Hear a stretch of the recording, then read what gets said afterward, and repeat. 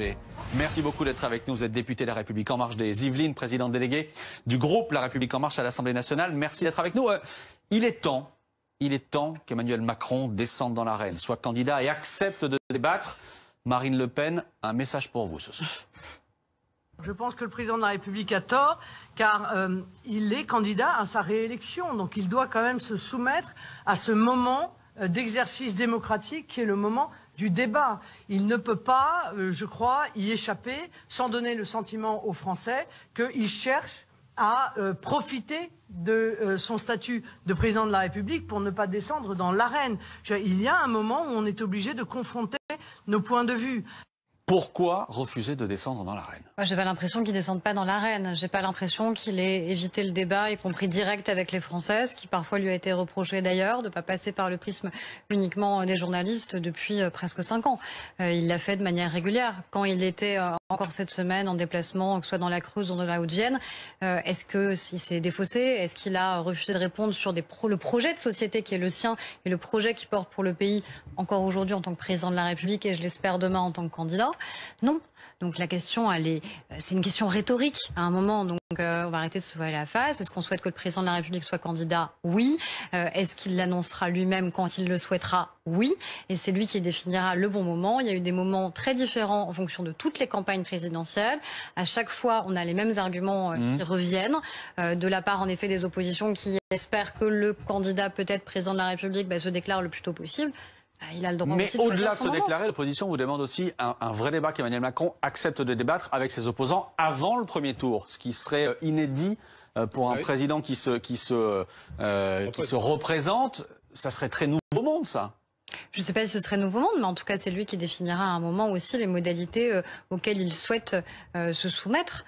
C'est quand même sa liberté, peut-être demain en tant que candidat, de définir comment et sous quelles modalités il souhaite pouvoir s'exprimer. Est-ce que c'est si extravagant que ça, de vouloir un dialogue direct avec les Français, de vouloir être sur le terrain, de vouloir un dialogue direct avec les Français, qu'est-ce que ça veut dire? Le dialogue, il peut aussi se faire avec les autres candidats, en débat, j'allais dire en face à face. Parce que c'est si extravagant un dialogue avec les autres candidats.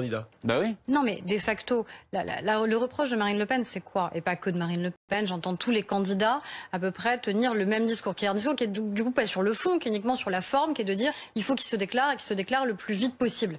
Bon, ben ça c'est leur point de vue. Il a le droit d'en avoir un qui est un petit peu différent et de choisir encore une fois son moment. Après, le vrai sujet, c'est quel est le projet de société que nous qu'on porte pour le pays depuis 5 ans, face à d'autres projets de société sur lesquels j'imagine on va revenir ce soir. C'est ça le seul sujet qui compte, c'est quelle est encore une fois la manière avec laquelle on veut projeter le pays à 10 ans, 15 ans ou 20 ans. C'est pas de savoir si on fait des débats à 10, à 12, à 15, à 3. Le vrai sujet, c'est la confrontation des idées. Et je suis pas très inquiète sur le fait qu'elle ait lieu. Et on va parler de votre projet de société, on va parler notamment des derniers résultats économiques de la France. Mais juste une chose, on a eu le résultat de notre sondage ce soir, sondage de notre partenaire Elab, où on voit le sondage, Emmanuel Macron toujours à 24%, confortablement installé devant tous ses adversaires. Est-ce que ces sondages-là, Bruno Jeudi, poussent finalement Emmanuel Macron à dire je n'ai aucun intérêt aujourd'hui à rentrer dans la bataille? De son point de vue, il a plutôt intérêt à rester en surplomb. Il a jusqu'au 4 mars au fond pour se déclarer. Il peut attendre encore jusqu'au 15 février sans problème, voire même la 3e semaine de février. De ce point de vue-là, c'est sûr. En plus, les sondages restent à peu près stables. Bon, qu'à un cas, il voit bien que, à partir du moment où il a décidé finalement de ne pas se déclarer tôt, ce qui aurait pu être une autre tactique début de l'année, voire à la fin de l'année dernière, comme certains le lui conseillaient à l'époque, il a choisi maintenant d'aller tard, il ira tard. Il y a un risque quand même, c'est qu'au bout d'un moment, enfin 2 risques, c'est que les sondages bougent à la baisse, c'est pas le cas pour l'instant. Le deuxième risque, c'est qu'au bout d'un moment, ce côté surplomb devienne un peu du mépris pour les autres candidats. Et ça, les Français, ils sont quand même attachés à cette élection, l'équité de l'élection. Donc c'est à manier aussi avec précaution. J'ai un autre risque, une autre théorie. Le trop haut dans les sondages, trop haut, trop tôt. Écoutez ces débats aujourd'hui au Sénat et vous réagissez juste après. Je pense que lorsqu'il annoncera enfin qu'il est candidat et non plus président, candidat, candidat, président, mais lorsqu'il sera vraiment candidat, il y aura un choc mais à l'envers. C'est pas ce qui est arrivé aux autres quand ils se sont présentés. Il m'a semblé que certains de ses concurrentes et concurrents ont connu un sursaut vers le haut lorsqu'ils se sont présentés.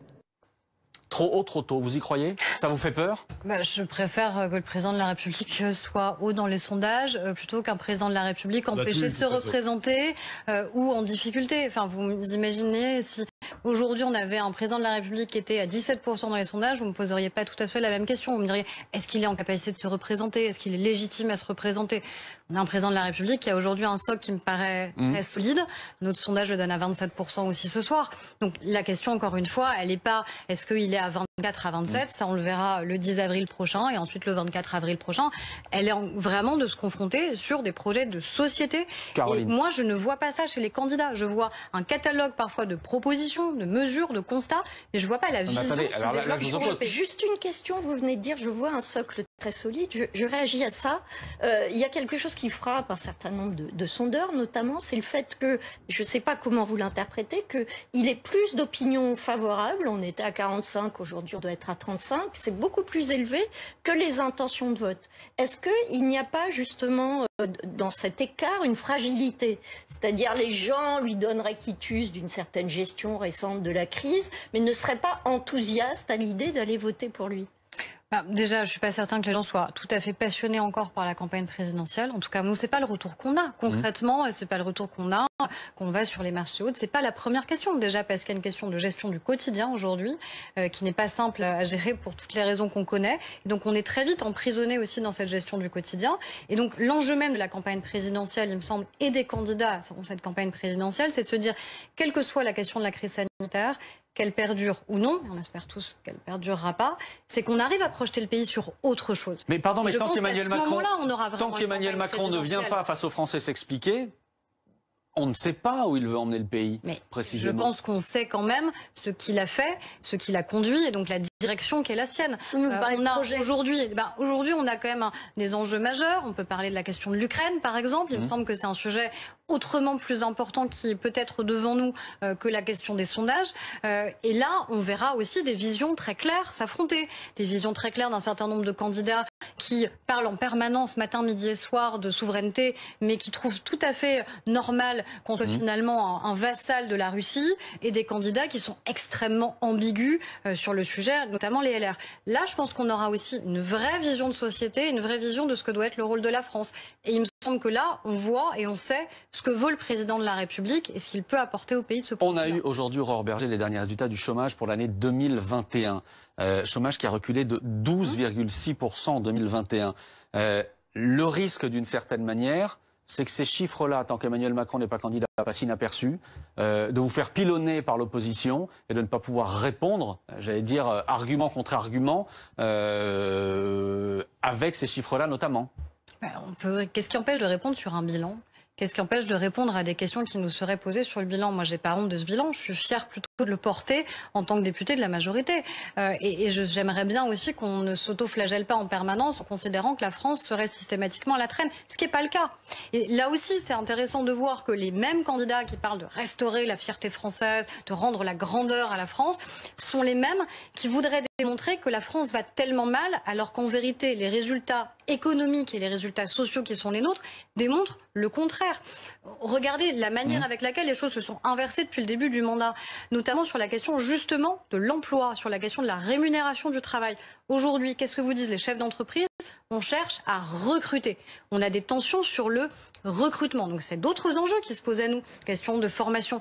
Mais c'est une question qui est totalement différente de celle qu'on avait au début du mandat, où on avait malheureusement beaucoup trop de personnes qui étaient en inactivité et qui cherchaient un emploi. C'est quand même plus intéressant pour un pays de se dire que j'ai des tensions en termes de recrutement et que j'ai des besoins de formation et que je peux projeter quand même un avenir sur des jeunes qui sont en apprentissage ou en alternance par exemple, plutôt que d'avoir à gérer un chômage qui était à un taux spectaculaire. Je ne sais pas si c'est le bilan d'Emmanuel Macron ou celui de François Hollande, puisque l'inversion de la courbe du chômage, c'était aussi pas mal son truc, et c'est maintenant que ça porte ses fruits. Ça lui fera toujours plaisir d'entendre ça. Ouais, je suis pas tout à fait certaine quand même que sa politique ait porté ses fruits. Vous parlez pendant les 4 dernières années. Des autres candidats, mais les Français, eux, sur la question du pouvoir d'achat, ils n'impriment pas. Quand vous leur demandez est-ce que votre pouvoir d'achat a augmenté sous le quinquennat, ils répondent non.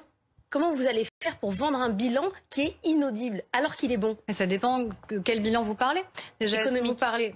Oui, mais de quel point de vue vous parlez? Est-ce que vous parlez du bilan économique sur la question de l'emploi? Est-ce qu'aujourd'hui, j'ai un emploi? Est-ce que je suis en inactivité?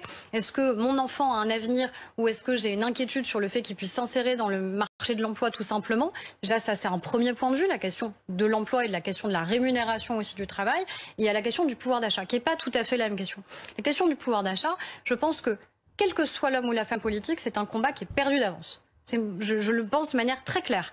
C'est-à-dire que de manière chiffrée, je peux vous égrener ce soir toutes les mesures que nous avons prises qui ont durablement permis d'augmenter le pouvoir d'achat des Français. Le fait qu'on a restitué 50 milliards d'euros d'impôts aux Français, la question de la taxe d'habitation, la question du reste à charge zéro. 10 millions de Français aujourd'hui qui en bénéficient. Donc ça veut dire concrètement qu'ils ne payent plus leurs prothèses dentaires, auditives ou les lunettes. Sauf qu'à la fin, qu'est-ce qui se passe? À la fin, vous allez faire votre plein d'essence toutes les semaines. Et toutes les semaines, potentiellement, vous voyez si ça augmente ou si ça baisse. Et donc, il y a les mesures structurelles que vous faites qui permettent en effet d'augmenter durablement le pouvoir d'achat des Français et qui se mesurent, qui se quantifient, qui se vérifient. C'est une information, c'est pas une fake news qu'on bassinerait à l'envi. Et il y a le quotidien qui fait que c'est très difficile, et quels que soient les quinquennats, de démontrer que concrètement, ça fonctionne. Donc ce qu'il faut, à mon avis, c'est dire aussi qu'est-ce qui est la bonne mesure pour démontrer qu'un pays va bien ou pas. Et je pense que la bonne mesure, c'est la question de l'emploi. Vous dites que les Français se trompent, qu'ils sont juste pessimistes et qu'ils ont l'impression... Enfin, vous n'interrogez pas les indicateurs, notamment. Vous dites de manière... Enfin, on ne va pas rentrer dans les chiffres de l'INSEE, mais vous dites on n'y arrivera jamais parce que les Français sont pessimistes, ils ne se rendent pas compte que ça va mieux. Non, je n'ai pas dit qu'ils étaient pessimistes. Le ressenti, il est réel sur les prix de l'électricité, sur le prix, voilà, sur les achats essentiels. Malgré les aides sur le prix de l'essence. L'augmentation des inégalités, le ressenti, ça n'est pas un combat perdu d'avance ou une vue de l'esprit quand même. Non mais déjà j'ai pas dit que les Français étaient pessimistes, j'ai pas employé ce terme. Donc c'est pas ce que je pense. Vous avez dit c'est perdu d'avance parce que même quand ça s'améliore, les Français disent non, que mais non, parce que j'ai pas compris. Parce que je pense que sur la question du pouvoir d'achat, et c'est normal, à un moment le pouvoir d'achat, vous le voyez dans votre quotidien. Pouvoir d'achat, c'est de remplir votre cahier chaque semaine. Le pouvoir d'achat, c'est de pouvoir mettre de l'essence dans votre voiture chaque semaine. Et donc, quand vous supprimez la taxe d'habitation, vous rendez des centaines d'euros de pouvoir d'achat chaque année aux Français. Quand vous permettez à des Français d'avoir accès à leurs soins, vous rendez et surtout vous permettez un accès aux soins alors que certains en étaient privés. On a tous connu malheureusement dans nos entourages gens qui ont renoncé à des soins. Donc ça, c'est des mesures qui sont nécessaires, qui sont salutaires et qui augmentent le pouvoir d'achat des Français. Et puis, après, on a des chocs qui font, notamment sur la question du prix de l'énergie, sur la question notamment de l'essence, que malheureusement, il faut faire face à un quotidien qui vient heurter les mesures que vous avez prises. L'augmentation des inégalités, par exemple, qui fait que pour certains, l'augmentation de l'énergie ou... D'où les mesures de court terme qu'on assume. D'où le fait de dire, oui, on a fait un chèque inflation, justement, parce qu'il y avait une nécessité qui n'était pas que sur l'énergie. C'est les différentes matières premières qui augmentent. Et donc ça, on l'a fait. C'est quand même terrible de défendre, de faire un chèque au mois de décembre, annoncé en octobre, fin octobre, début novembre, touché en janvier, et la mesure, vous avez arrosé le sable, et depuis les Français ont le sentiment que... C'est pas arroser le sable quand vous avez du mal tout simplement à pouvoir faire votre plein d'essence et que vous en avez besoin juste pour aller bosser, d'avoir 100 euros supplémentaires. Mais pour beaucoup de Français, c'est pas arroser le sable de mettre 100 euros supplémentaires sur la table. Pour les Français, c'est pas du sable quand on dit oui, on vient parce qu'on considère que l'énergie, c'est aussi un enjeu d'un service public, et EDF est un grand service public. C'est-à-dire on bloque l'augmentation du prix de l'électricité, parce que si on l'avait pas fait, c'était 35 à 40% supplémentaires de factures d'électricité, et donc un certain nombre de Français qui auraient renoncé, par exemple, à pouvoir se chauffer. Donc ça, c'est des mesures très concrètes et de court terme, parce qu'à un moment, il faut faire des mesures de long terme de pouvoir d'achat, et je reste persuadée que ça passe d'abord par le fait d'avoir un emploi dans notre pays. Et on en a fait la démonstration, mais c'est aussi des enjeux de très court terme parfois dont on a besoin. Merci beaucoup. Merci Aurore Berger d'avoir été